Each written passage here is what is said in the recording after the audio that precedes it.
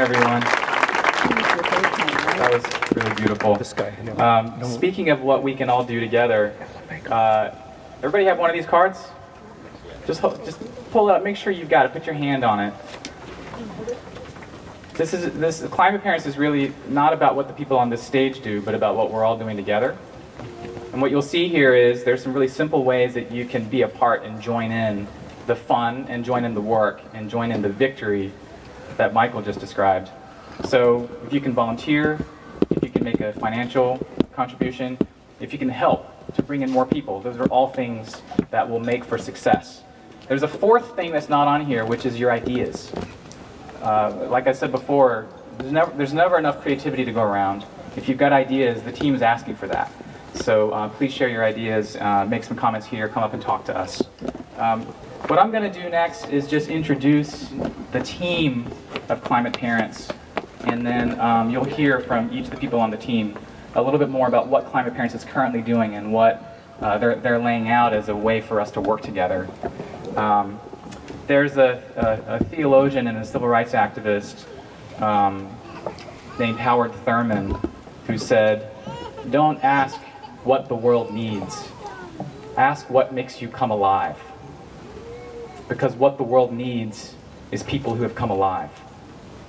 And when I think about this team, it's really clear to me that this is a team of people who are working on what the world needs, but they're doing it because from their core, that work brings them alive. They're here because of their commitment to their children, like we're all here because of our commitments to our families.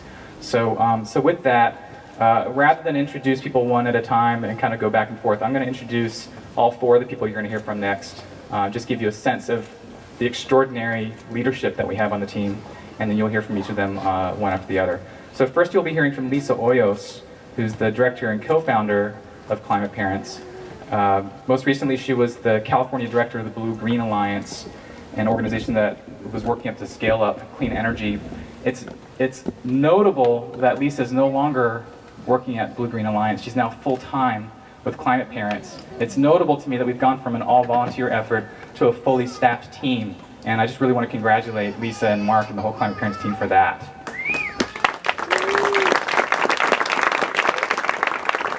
Lisa's got sort of an all-star career across many different issues in the progressive movements. She's worked with labor, she's worked in fair trade, she's been an environmental activist. She served me protein flakes when I was in her kitchen the other day. What was that stuff? What was it called? Yeast flakes. It was really good. And she lives in San Francisco with her 8-year-old son Kai and her 5-year-old son Cruz and her husband JB. As a Latina woman, also, I've always appreciated Lisa's deep commitment to including people of color, working on issues of immigrant rights, and seeing the connections between all these different issues that we all have to stand together on. Corinne Ball is the campaigns director for Climate Parents. Corinne has been mixing traditional community organizing with online organizing tactics for years. I was actually part of the hiring team where we were looking for the right person to play this role. And when Corinne expressed interest, we were really excited. Corinne lives in Portland with her 3-year-old daughter Millie and her partner Andrew. She most recently served as the deputy campaigns director at change.org, which, if you've seen any of the headlines from the last couple of years, has really been making waves in online organizing, and it's really quite a blessing to have Corinne on the team. If I leave anything out about your background you want to share, please mention it when you come up here. John Friedrich, who I had the pleasure of meeting for the first time today, but I know we're in many circles that overlap, is the senior campaigner with Climate Parents. He's got 25 years of leadership experience in the environmental movement and with progressive issues and political campaigns. He's been the National Legislative Director for Clean Water Action, the campaign manager of many congressional campaigns. He's worked with the League to Save Lake Tahoe, and has started things like Community Harvest, an organization that connected local family farmers with low-income communities in Washington, D.C. And a couple years ago, he founded Small World, which is working to build a global community of parents and families committed to ensuring a peaceful, livable planet for all children. Sound familiar? John lives in South Lake Tahoe. I think it's really neat to see we've got people sort of spread out, and I think this is just going to grow. San Francisco, South Lake Tahoe, Portland, and we go from the left coast all the way across the country. John lives in South Lake Tahoe with his 7-year-old daughter Rosie and his wife Kim.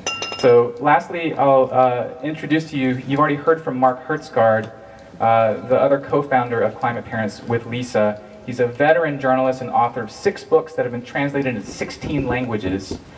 He's covered politics, culture, the environment. He's a musician. He's got a pretty impressive list of publications that his writing has appeared in: The New Yorker, Vanity Fair, Time Magazine, Mother Jones, NPR, BBC and The Nation. He's got a special relationship with New Orleans. I wonder if you're going to mention that. And his latest book, if you haven't seen it, is called Hot: Living Through the Next 50 Years on Earth. And you should pick that up if you haven't. Get the Kindle edition or grab the old school paper edition, whatever works for you. Mark lives in San Francisco with his 7-year-old daughter, Chiara. So, hey Chiara, how are you? It's kind of warm up here, isn't it? All right, so can we introduce the kids too? Just make sure. This is my daughter, Minju. Say hi, Minju. She's 8. This is Cruz, Lisa's younger kid. We've met Kiara. Kiara's 8 now, thank you. And we have, what's up, Kai? You gonna do a little beatboxing for us? No? All right, maybe next time? All right, and we have Lisa's nephew, Luke. So, I'm sorry? My big boy. Yeah, Kai, of course, is Lisa's older son. So, yeah, let's just all appreciate the fact that we do have a lot of kids here, and we very intentionally wanted this to be a multi-generational gathering. So, thank you all for being here. With that, I'll bring up Lisa.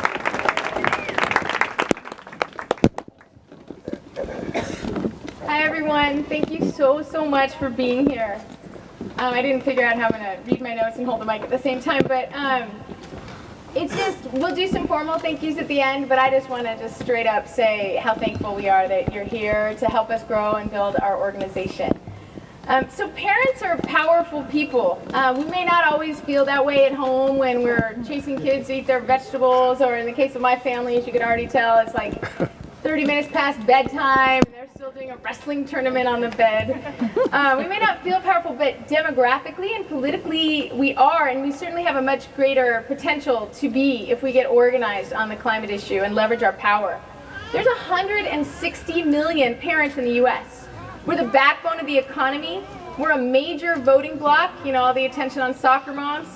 If you count our parents, our kids' grandparents, we're a super off-the-hook awesome voting bloc. Sociologically, emotionally, we're deeply, as a lot of the ideas Mike was expressing earlier, committed to being successful in the climate fight. We have a lot of skin in the game. We have the most precious beings in our lives, you know, who we need to take care of.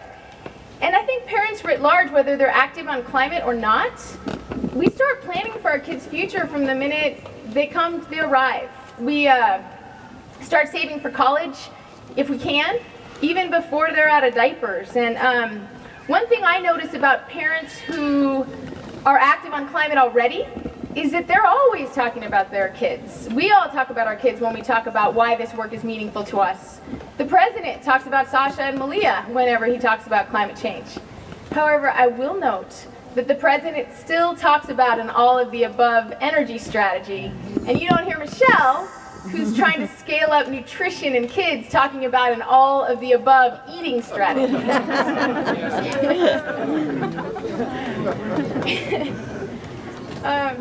But where we need to grow and how we need to evolve, if you will, as a movement, is we need to scale up the number of parents who feel this issue in their heart and their soul, and as Ian was saying, who get up in the morning and it's like, fighting climate change is part of my job description, and I understand why I need to do it, and I need to understand how to do it. And that's the nut we're trying to crack here.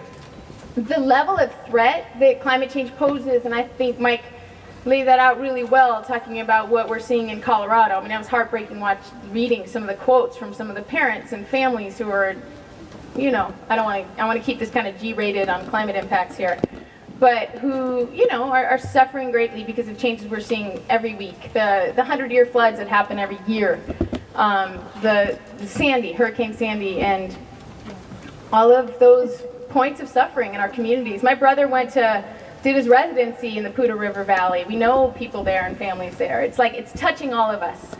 And so the level of the threat doesn't yet match, but we hope it does, our need to scale up our activism. So threat level, parent activism. And what we want to do is make parent activism match the threat level and match the opportunity.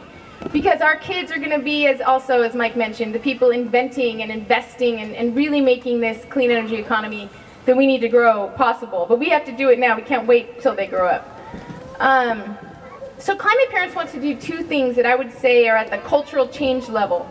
As I mentioned earlier, we want to make fighting climate change a part of every parent's job description. We also want to embrace and promote the idea and even the ethic that energy needs to be kid safe and climate safe. Yeah. When we go to the store to buy food, we can pick the healthy food, but when we pay the utility, it gets more complicated. Energy is a bit of a black box, and we need to kind of raise the energy IQ and the activism IQ of parents who are going to help make this shift possible. But I have some faith in that because parents grow a new part of our brain when we have kids. I'm amazed at how much I know about Ninja Turtles, about American Girl dolls, even though I don't have girls because my friends have girls, about putting together complex Lego sets, about immunization schedules, about effective approaches to homework. We learn a lot. And so I feel convinced that if we do a good job in messaging and in educating, we can help parents navigate how they fight for clean energy, how they make sure that the utilities choose and procure and invest in clean energy as opposed to energy that's not kid safe and not climate safe. And you guys know the drill on this. I was going to say, what do we mean by kid safe, climate safe energy? And we mean energy that doesn't cause asthma. We have a spiraling childhood asthma rate. Energy that doesn't spill into the Gulf and kill the fish and destroy our beaches. Energy that doesn't spew so much carbon into the atmosphere that we see the impacts every day of what our planet, our beloved planet, is enduring. And also, we have to make sure all the alternatives are safe. So I was reading this morning about a TEPCO official around Fukushima. And this is 2.5 years after the accident, not the accident, the tsunami that caused the sort of meltdown situation. He said, I'm sorry, but he said this yesterday. I'm sorry because there's radiation spilling into the ocean there and there's radiation contaminating groundwater. He said, I'm sorry, but we consider the situation is not under control. TEPCO officials rushed to say, no, he meant, I'm sorry, it is under control. You wouldn't say, I'm sorry. It's not under control. We all know it's not under control.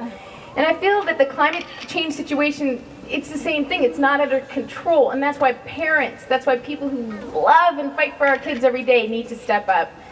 So I want to just share a few pieces about our priorities, and then our crack staff will fill in the blanks a little bit more. But one thing that, in terms of what we're going to work on, what is Climate Parents actually going to do? One thing we're going to do is get really involved in these fights around the country to scale up clean energy and to fight dirty energy.